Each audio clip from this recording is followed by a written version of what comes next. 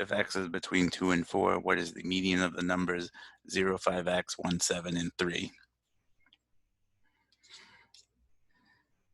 5, 7. And then we got x up here.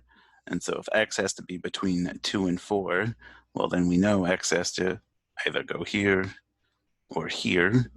And so based on that, we can write out our two possible sets in ascending order.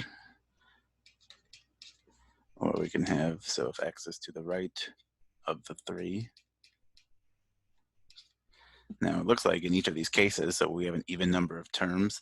The median is going to be the midpoint of our set, but in each case, so that would be the average of these two middle terms.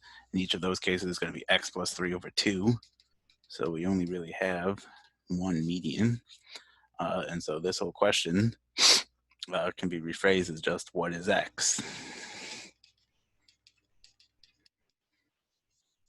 So I'm not even thinking about medians or anything like that anymore. I just want to know what is x. Statement 1 says 2x minus 5 is equal to 0. And very clearly, or hopefully very clearly, you can solve for x here. X is equal to 5 halves. So this statement is sufficient. Statement 2 says 2x squared minus 7x plus 5 is equal to 0. Okay, so now we got to figure out, this does not come up that often where we have to factor quadratics with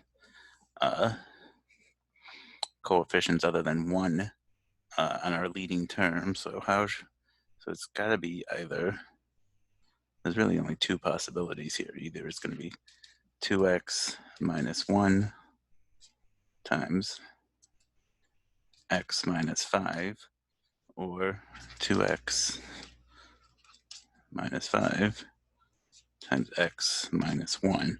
There's a way to factor these when you have a leading coefficient here, but I can't really remember how it is. It's something to do with breaking up the middle term.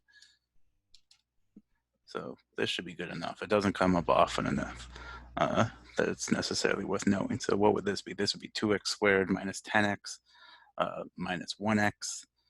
So that would be giving negative 11x. So it's not going to be this guy. So hopefully it's this guy. 2x squared minus 2x minus 5x. There we go. So 2x squared minus 2x minus 5x minus 7x plus 5. So this guy works. So in this case, we're going to have two possible values for x, and the thing I want to make sure is that they're not both in between 2 and 4.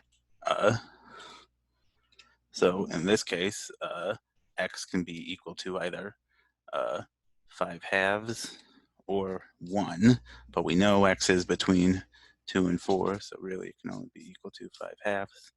And this makes sense because it's the same answer we got in the first statement. So both of these are actually sufficient, even though we got two answers here.